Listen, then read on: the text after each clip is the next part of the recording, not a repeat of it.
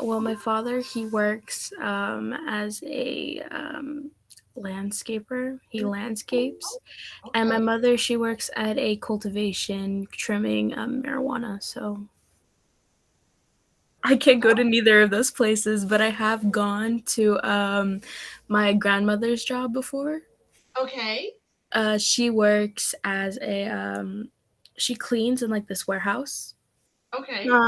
And I'm not sure what they do there. I just know everything's in like big boxes or whatever. So most of the time, my grandmother, she's normally in like the lunch area, and she like cleans there and the restrooms. She's taken me there a couple times with the promise of money, but I don't, I was like, I'll go. It doesn't matter. You don't have to pay me. Um, is because she has like a really hard time working because she's getting older, and Yeah. but she can't afford retirement, so she still has to work. So you help So when them she out? took me, yeah, I help her out all the time as much as I can. So I normally go with her on the weekends to go work with her, and it's just basic cleaning stuff. Nice. Okay. Samuel, you said yes many times, easily over 100 times. Who did you go with, and what do you guys do? And then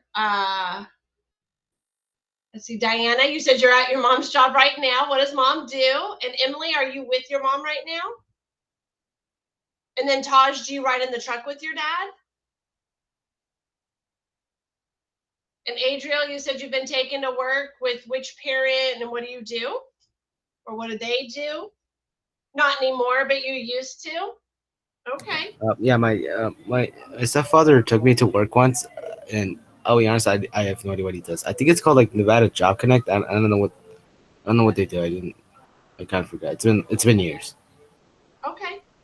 Um, Oh, I also there's another one. If sorry if I can. yeah. Uh, I've been taken to my birth dad's work at one point. He's like a food delivery guy. He's like he drops off Okay. ingredients stuff. Mhm. Yeah. Cool. Okay, so Emily, maybe I misunderstood. You said you don't live with your parents, but the one up there said with mom. So, um, does that mean? I mean, you've been with your mom, or you've gone with guardians? I'm not sure. I'm just trying to make sure I understand. Car radio, Samuel. So did you learn how to do that? Administrative assistant at the governor's office. Nice.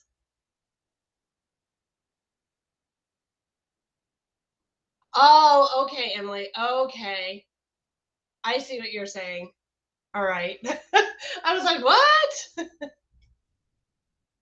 Diana, have you learned anything like at your mom's job?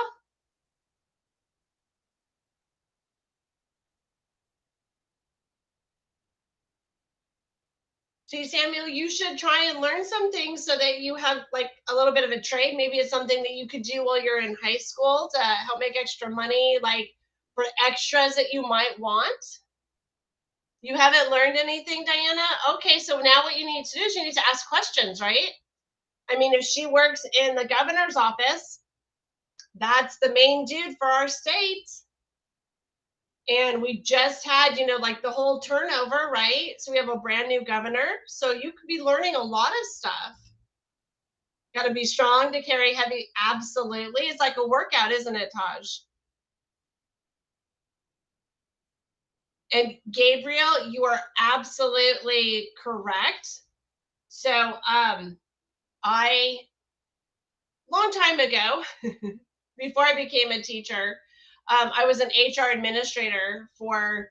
It was a smaller home builder here, Valley Homes, and then it was bought out by KV Homes. And yeah, I would have to deal with like our superintendents who had to deal with like homeowners. Okay, go really quickly, Diana, because we're gonna do our DBQ here in a moment. Okay. Anybody else?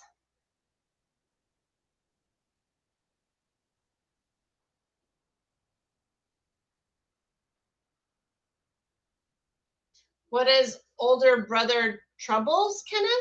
I don't understand.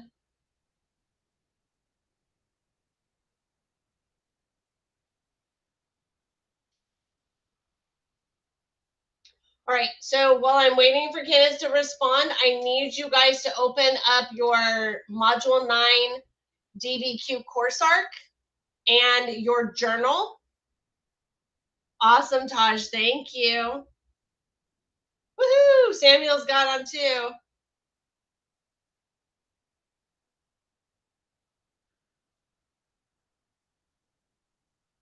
Oh, I'm sorry, Kenneth. Well, maybe they'll take you, soon. You can always ask, right? All right, so guys, we are going to start with document B today. As a reminder, the Module 9 quiz is open and it is due on Friday. Oh, I'm sorry, Kenneth. And this DBQ will be due on Friday. That's tomorrow, guys. Now, obviously, we don't have school tomorrow. It's a staff development day. But if you guys are missing items, then you need to take care of business, because I sent out failing notices today again. And y'all be ashamed of yourselves. When we do all of our stuff in class,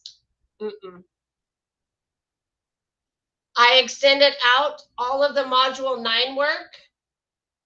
It will all be extended out to close on May 12th. Remember, those journals are summative, so you better be taking care of business. Okay. All right, so let's go to, Emily, you're going to need to watch yesterday's video then, because I'm not going back to document A. Okay, document B, so it's Chicago Tribune, and it's a newspaper.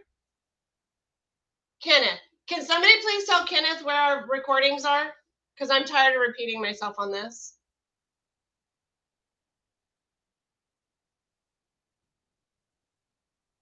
Exactly. All right, so this is August 5th, and I think it's like 1914. And it says, the crime of the ages, who did it? What do we see in that picture? Can you guys just tell me what you see in the actual picture?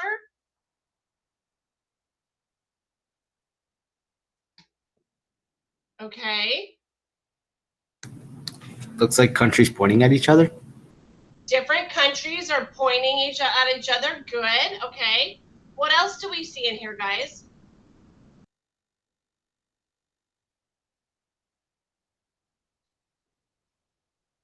Playing the blame game. Okay. What else? There's more than just those countries pointing at each other. What else is in there?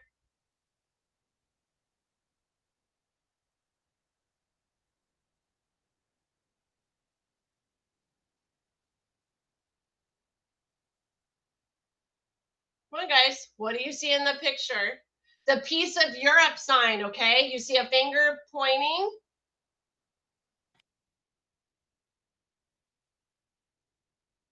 Holding swords. What else? Like, there's two major things that nobody has even, said they see. What else? Besides the dudes holding swords, pointing fingers at each other.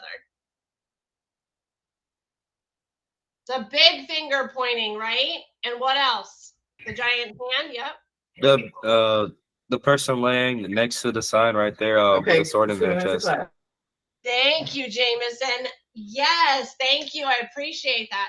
So the sign that says the Peace of Europe, and then you see it looks like a lady laying there, right? And they're stabbed. Thank you. They've got a sword through them and a finger pointing at it, and then everybody else pointing fingers at each other, right? So we're looking at this newspaper cartoon, if you will. It's a political cartoon. And in document B on our, for the question, it says, what is the crime of the ages? Adriel?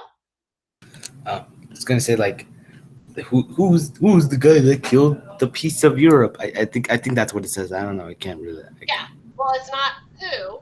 I mean, yeah, who did it, but the crime is the stabbing to death of the piece of Europe, right? That's the crime, not blaming each other. The crime.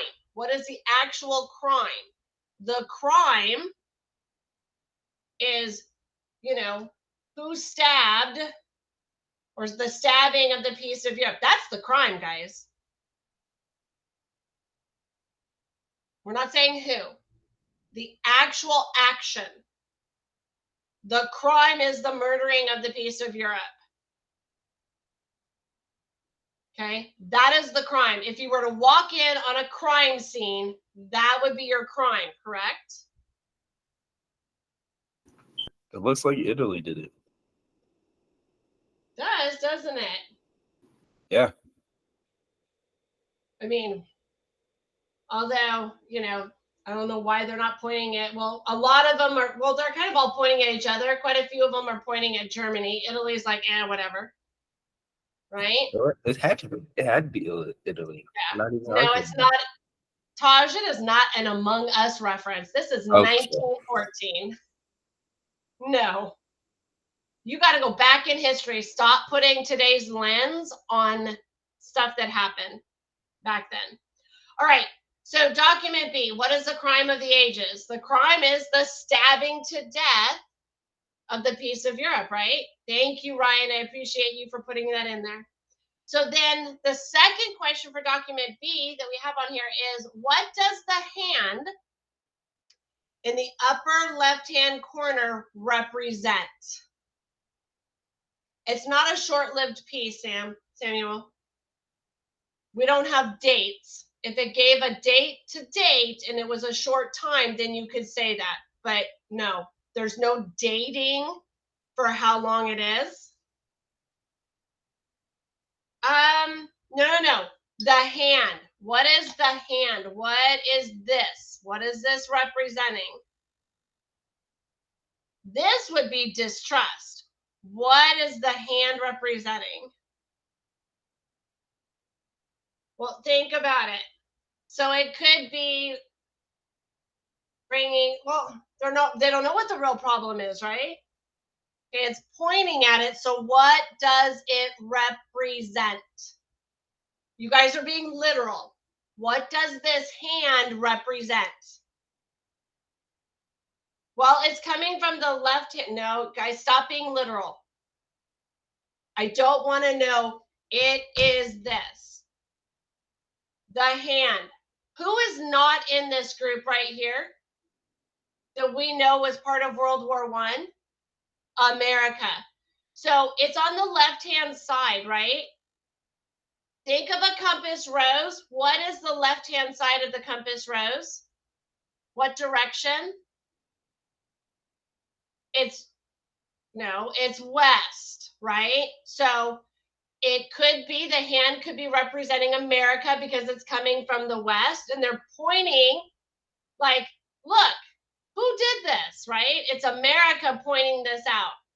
That could be one.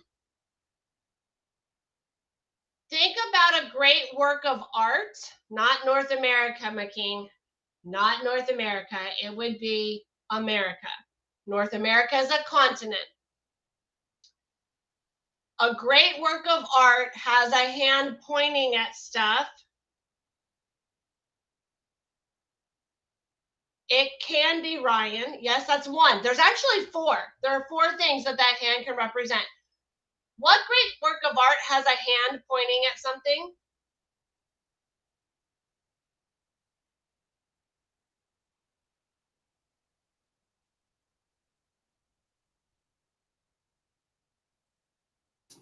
What was the question again? What really great, like this well-known work of art has a hand pointing at something? It's in Italy in the Sistine Chapel. Think about it. It's a hand and it's pointing. You guys can look it up. It's not like you guys don't know how to, open up another tab and look.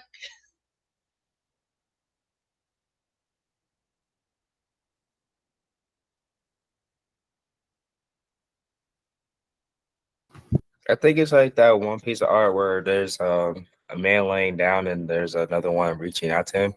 Yes, it's Michelangelo's work. It's the Hand of God is what it's called in the Sistine Chapel. It's on the ceiling.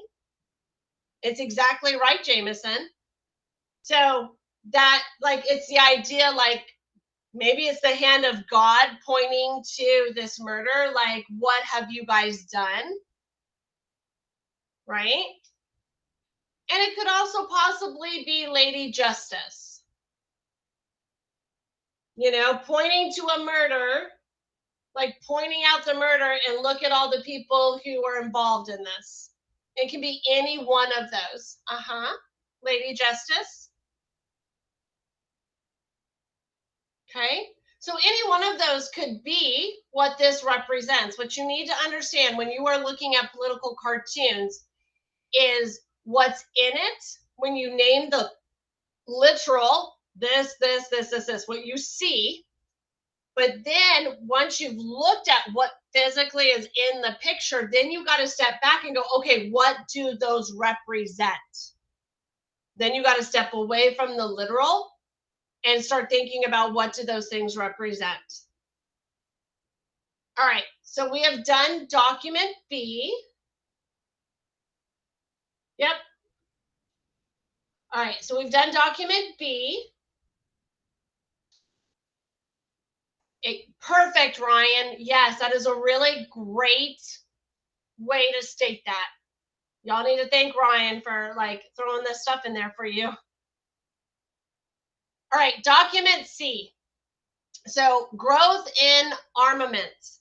Armaments is like munitions, bullets, guns. You know, armaments are what you use to fight a war. Okay, weapons. Growth in armaments from 1890 to 1914. So we're talking about basically the 25 years leading up to World War I. Okay. And so in the light gray is Germany, Austria-Hungary, and Italy. So that's where they're at.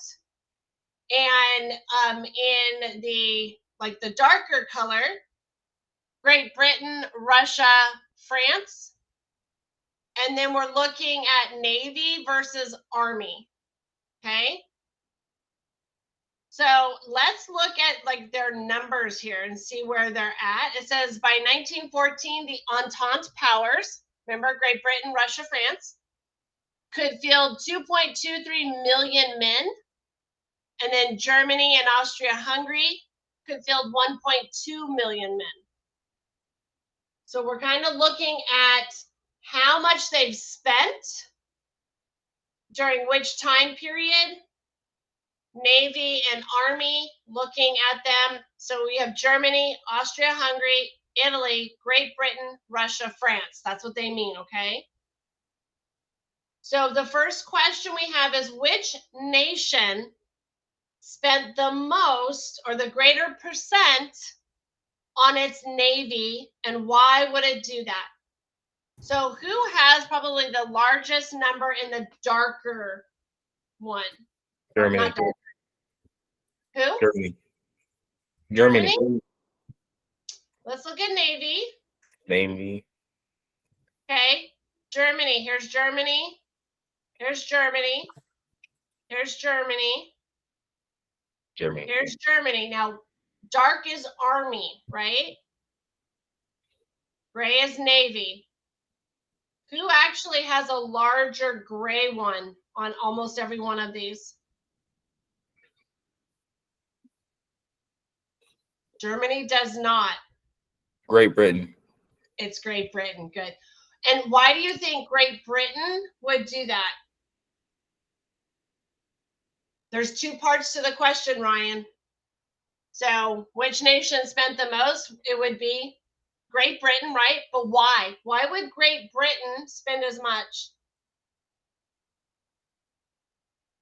Well, yeah, that helps, but why Great Britain? They all knew it was important having a strong Navy and an army to protect their overseas territories. So why is it a big deal that it was Great Britain? Think about a map. What is Great Britain?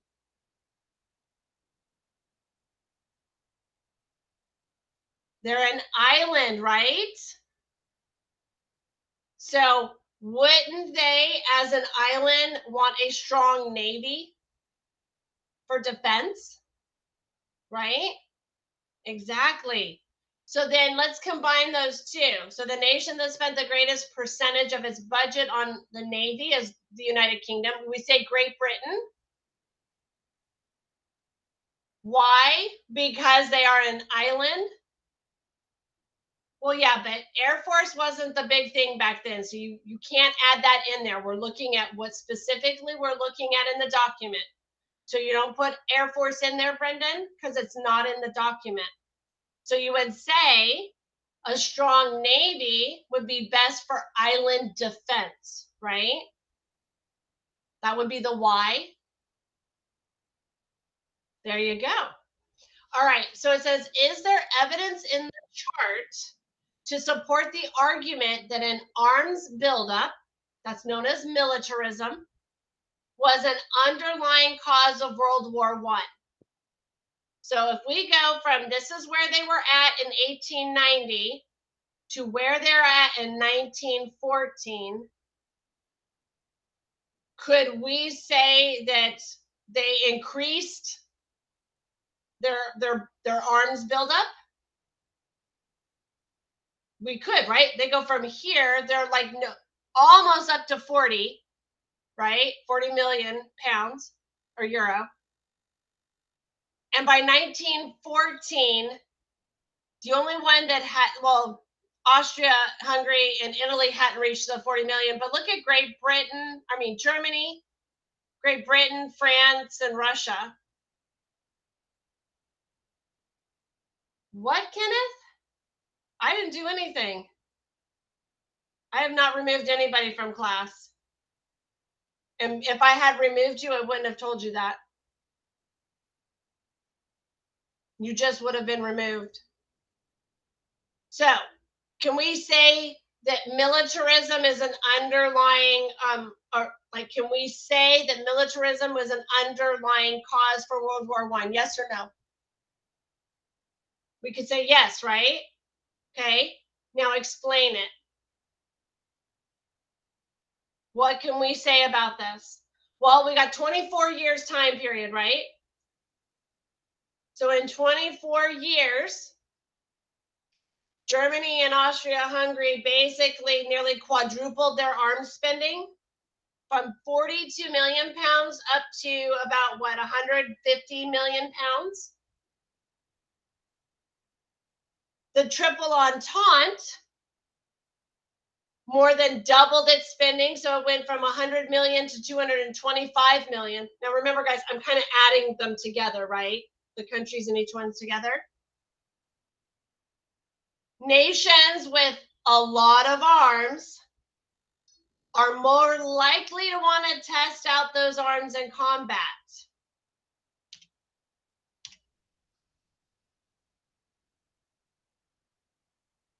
Right?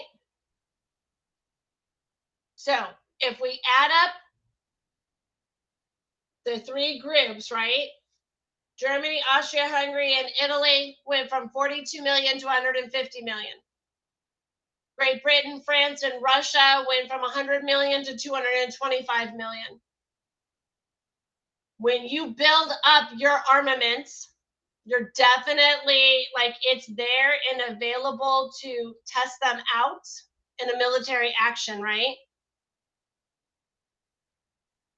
And if everybody has those arms and everybody has, no, I'm not going to, Diana, you need to go to,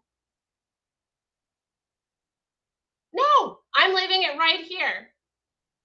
Because what I'm finding is you guys are not doing what you need to do. I'm leaving it right here. Somebody else can put something in the chat.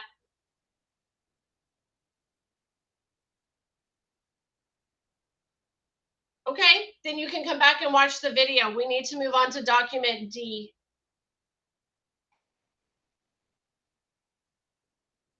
So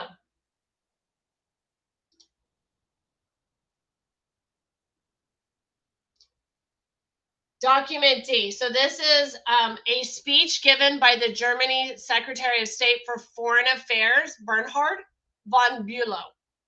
He was at the Reichstag, which is the German conference or Congress. This was December 11th, 1899.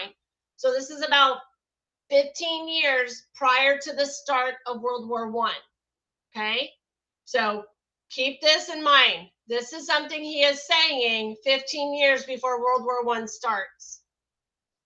In our 19th century, England has increased its colonial empire, the largest the world has seen since the days of the Romans. The French have put down roots in North Africa and East Africa. Russia has begun its mighty course of victory in Asia.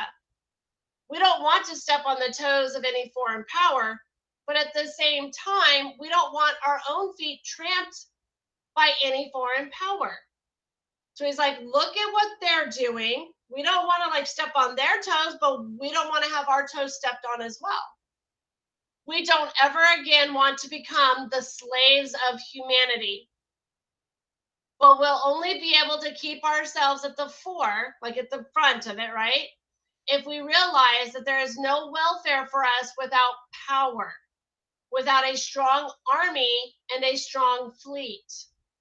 That means, gentlemen, for a people of almost 60 million dwelling in the middle of Europe and at the same time stretching its economic antennae out to all sides to battle its way through in the struggle for existence without strong armaments on land and at sea have not yet been found. In the coming century, the German people will be a hammer or an anvil. Hammer, you hit things. Anvil is what gets hit by the hammer. Okay? So, what is he saying?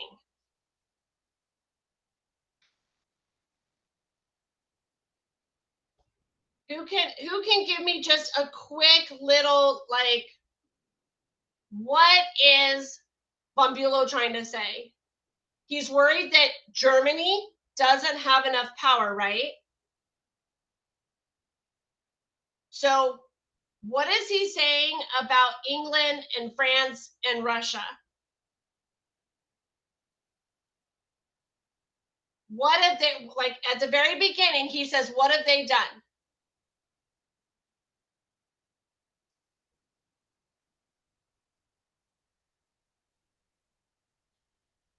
Okay, not just England, Taj, right? If you look at here, it says England, the French, and Russia, right? So we would say all three countries have increased their colonial empire, have been acquiring colonies around the world, something to that effect, right? And so what is he worried about? Because he says they've done this, so we don't want what? Because of them doing this, we don't want what? Yeah, they don't want a good, that is a good way to word it, Ryan. They don't want to be left behind. Now remember, why do you have colonies? If you are a country, you have colonies to get natural resources. There you go. They don't want to be an economic slave. You acquire colonies for one, to get natural resources, and two, to have marketplaces to sell those resources. Well, if England, France, and Russia are gobbling up the rest of the world, where would that leave Germany? They would be stuck, right? They would literally have, they wouldn't have their own colonies. So then they would be forced to have to buy natural resources and stuff off the marketplace from those other countries, right? And that would make them, as my king said, an economic slave. So because these three countries have been acquiring colonies around the world, Germany does not want to become their economic slave. Very simple. So if you combine Ryan and, yeah, there you go, my king. You just put it all together. You took yours and Ryan's and smushed it together. There you go. There you go. Perfect. Thank you. How can you use this document to make an argument that the arms buildup was a more important underlying cause than the network of alliances? So why would this document point to militarism being a bigger cause of the war than the countries being allied together? How can you use this document to say that?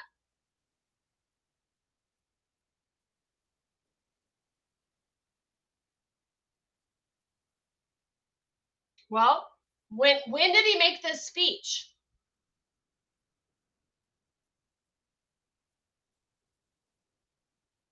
Anybody tell me? I mean, I did point it. Okay, so how many years before the start of World War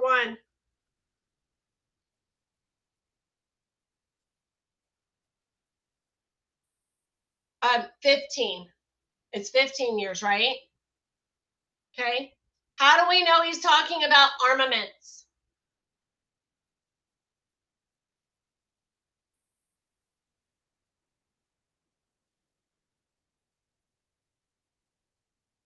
No, foreign power doesn't mean armaments. He says right here, if we realize there is no welfare for us without power, without a strong army and a strong fleet. That's Navy.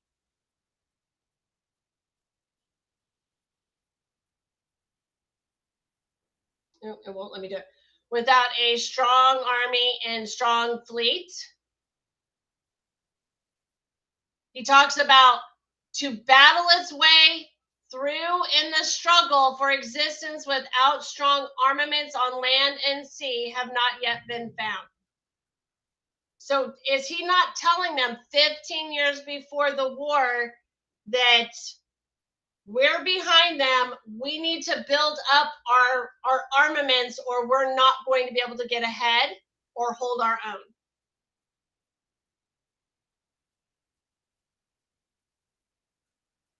And here's the deal. Alliances are usually about trying to help keep the peace, whereas armaments tend to lead to war, right?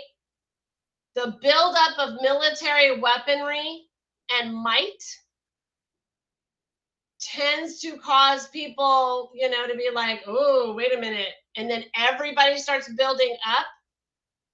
And then it gets kind of very tense and angry. So think about this. He is talking about 15 years before the war. We got to build up our might. We're going to have to push our way through because nobody's going to help us. So we're going to have to take it. And the only way we can take it is if we build up our military.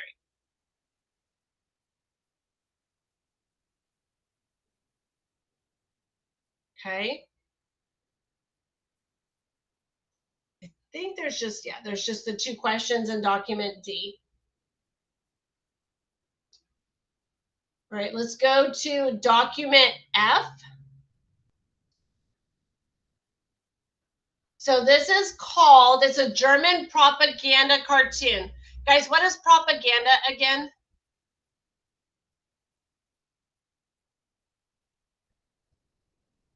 Can somebody explain propaganda again?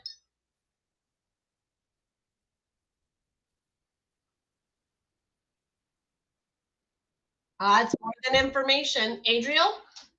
Something like trying to make the other country look bad. Close.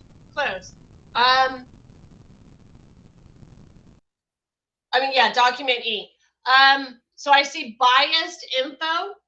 So the way to think about this is, okay, there you go. Sometimes it's facts. Sometimes it's very exaggerated facts.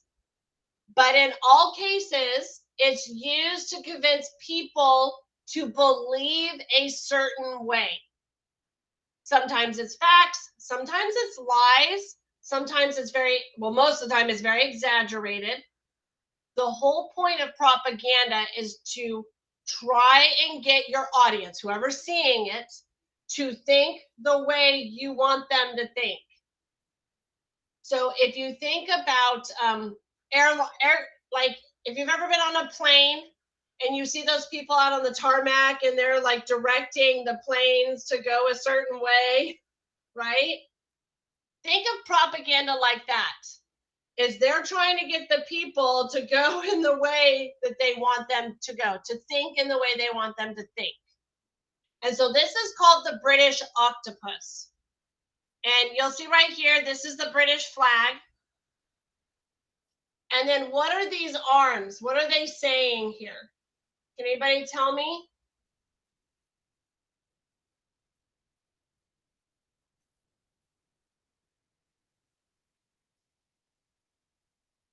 They're colonies, right? And what do you use? What are colonies for?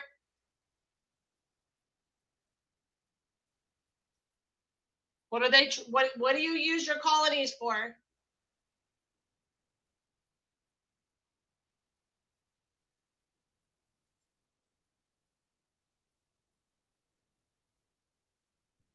What do you get from your colonies?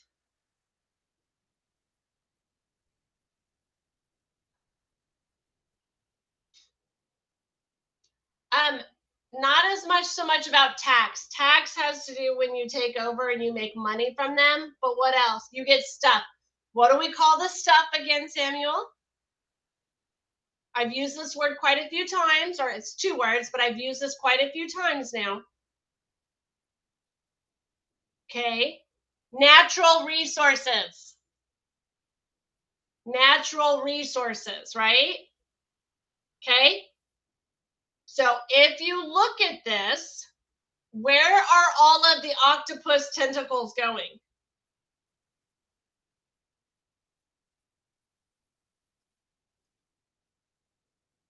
Where do we see their tentacles at?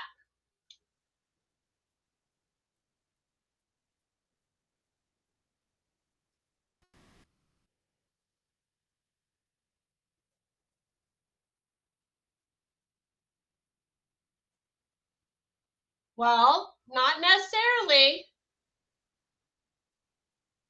So what area is this? What do we call this area? What continent? Asia. And then we have, what is this? Australia. And then what is this continent? Africa. And then we have Central and South America, right?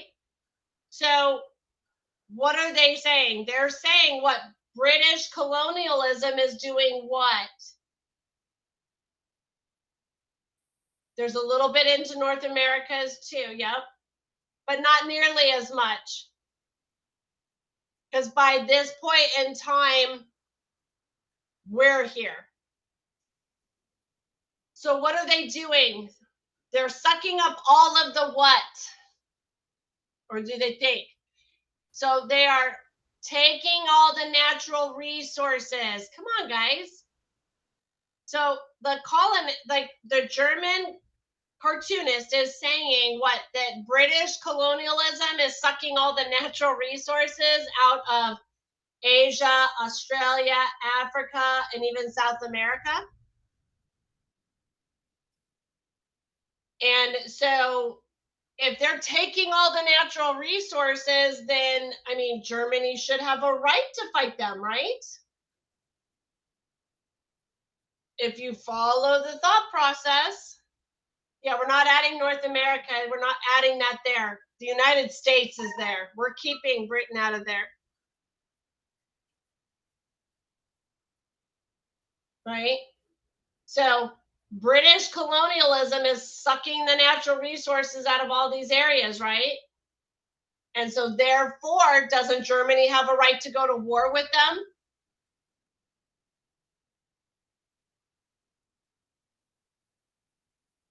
So then what underlying cause? Well, that's what they're saying, Samuel. This is propaganda. You're not making you don't get a choice in deciding yes or no. They're literally saying we have this right. That's what the cartoonist is saying. Because look at what Great Britain is doing. So what would be the underlying cause here that they're talking about? We're not talking about armaments. We're not talking militarism. We're talking what? This colonialism is known as something that starts with an I. What do we call that? Imperialism. Good. Yes, Samuel. So this cartoon is suggesting that imperialism is an underlying cause, right? And that if Great Britain is gobbling up the world's resources and its economy, then they will have money to grow their navy and its military, which will then leave Germany in the dust. Right?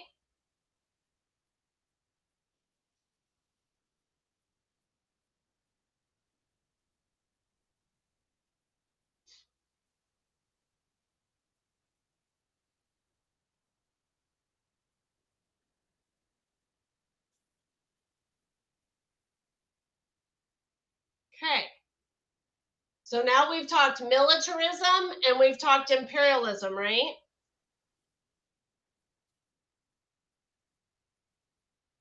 We need to go to document F. All right, so it says adapted from Colin Nicholson, The First World War in Europe, 1914 to 1918. And it talks about the size of colonial empires right before the beginning of World War I. So in 1913, how much area in square miles do each of these countries control? And then what is the population, the total population of their colonies? Okay. Britain, we're talking 12 million square miles with over 400 million people. France, 4.4 million square miles with 56 million people. Germany, 1.1 million square miles with 12 million people. See where I'm going with this? So the first question in document F is, what is the total area of the British colonies in 1913? What does it say in that chart? What is the total area, guys?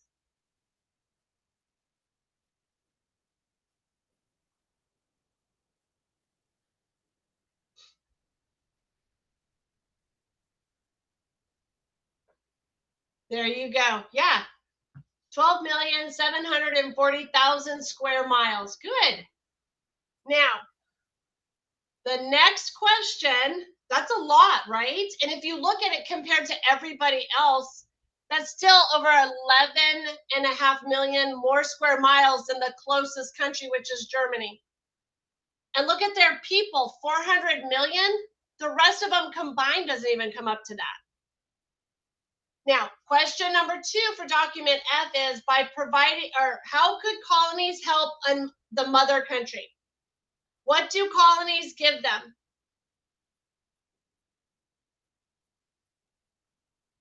Guys, this is not about how many we have. This is about colonial, not us, not what we have in our country. This is our colonies. Okay? Question number 2, how could colonies help a mother country? Natural resources. Yep, they provide natural resources. They also provide a what? So they get natural resources, they make the things out of them, and then the colonies have to what?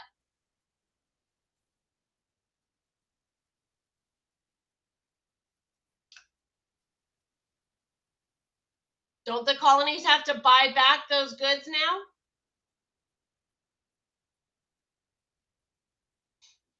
Right?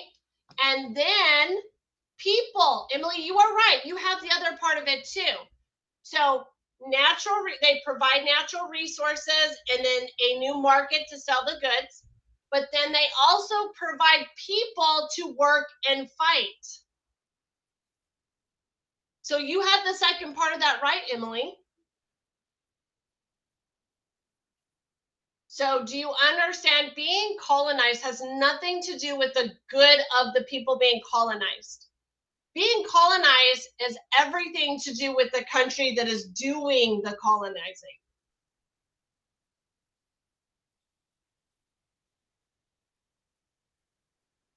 So we have looked at alliances. We've looked at militarism. We've looked at imperialism. The only thing we did not discuss was nationalism. So of those three, the ones that we talked about in the documents, you can't use nationalism. It was not discussed in the documents. So you can only use militarism, alliances, and imperialism. Of those three, which do you think was the underlying cause of World War I? So this is where you write your thesis statement. This is where you put, I believe blank was the underlying cause of World War I because. And now you need to give me some specifics. And you need to reference one or more of the documents doing so.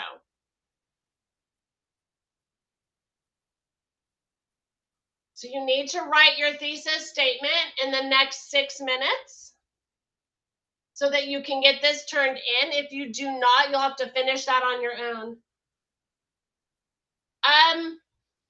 If you can't provide an explanation for why, then yes, you will be wrong. You cannot just say it's imperialism. You have to say, I believe it's imperialism, and then explain why. Or I think it's militarism and why. Or I think it's alliances and why. You need to back it up. So if you don't back it up, then you won't get the points. Then it will be wrong. But you have to have evidence, right? So we just looked at how many documents? 6 documents, right? 2 for each one of those items that you could, I think it was imperialism as seen in document F at the large amount of, or the large size of Great Britain or whatever. Or I think it was militarism based off, like as seen in document, was it C? I think that started militarism. The size of the growing. So a thesis statement should be about, it can be 2 to 3 sentences long. I would try and keep it around 2 sentences.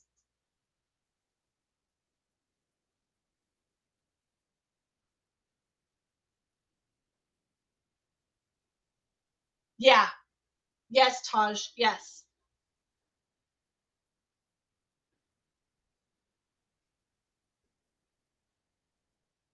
I know. It's not that easy, is it, Brendan?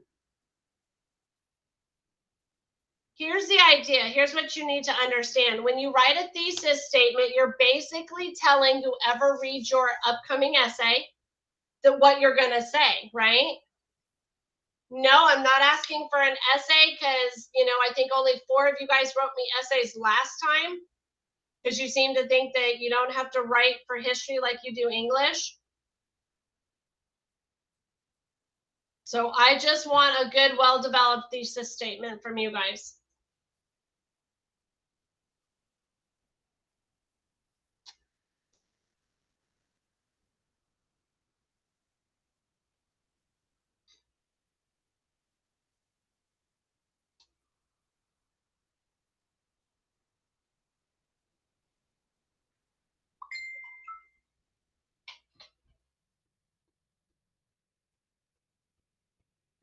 You could do 3 sentences, Ryan. If you could keep it to 2 sentences, that would be even better. But yes, you can go up to 3 sentences. Okay. All right, guys. So we literally in the last 2 classes have gone through the entire, the thesis explains, like if you were going to be writing an essay, Ryan, your thesis statement is basically saying, this is what I think and why, giving me a heads up as the reader what's coming.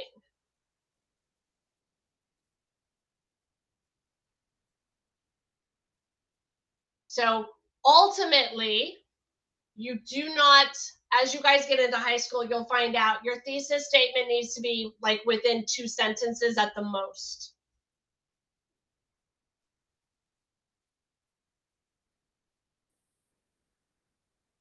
All right, so we have done the questions for the background essay in documents A through F on your journal, okay? It's a summative grade for your DBQ journal. Let me go back because I want to. Hang on, we have 1 minute left, so I just want to quickly show you before you turn it in. Remember, you see where it says the journal submission, the DBQ submission, and then you have your rubric. Is there a clearly stated thesis that identifies the major regions used to answer the question? Do you use all the documents and artifacts, which we all did together? Incorporates accurate and relevant background knowledge. We did that together. Student has cited their documents. That's what you're doing, right? In your thesis. Sure, my king.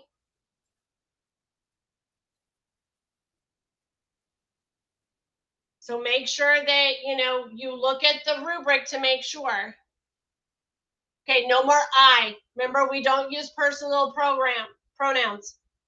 So you don't say I think. You would say the underlying cause of World War I, and it's capital W's,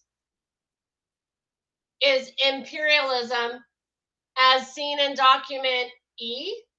No I. I don't want to see any I's. And how does document E do that?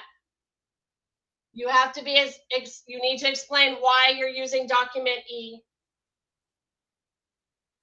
Okay? So you're almost there. Good. All right, everybody, it's 10:53. No small groups tomorrow because it's staff development day. Get working on what you need to get working on, and I will see you guys on Monday. Bye, everybody. All right, bye. Bye. I'm reading it right now, Ryan.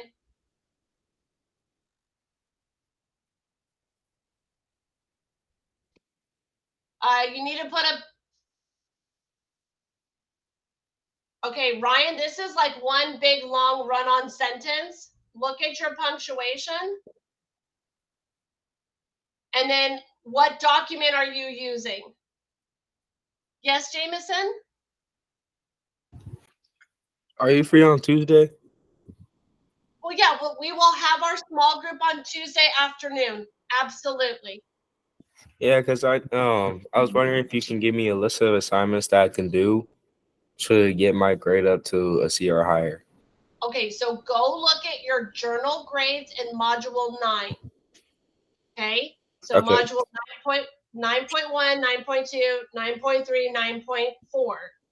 Go look at what you made for your journal grades. Open them up. You'll see in the rubric if you missed points and where you missed them, and then you can fix them, add to them or whatever, and then resubmit them. Okay. Okay, work on those, and then we can get together on Tuesday and see where we need to go from there. Okay. Okay, awesome. Thank you, Jameson. Welcome. I appreciate all of your help today. You did great. You did really good. You and my king and Taj and Ryan, you guys did amazing.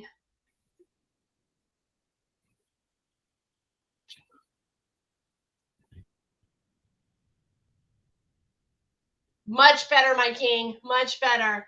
That is a really good thesis. Much better. Good job. All right, everybody, head to your next class.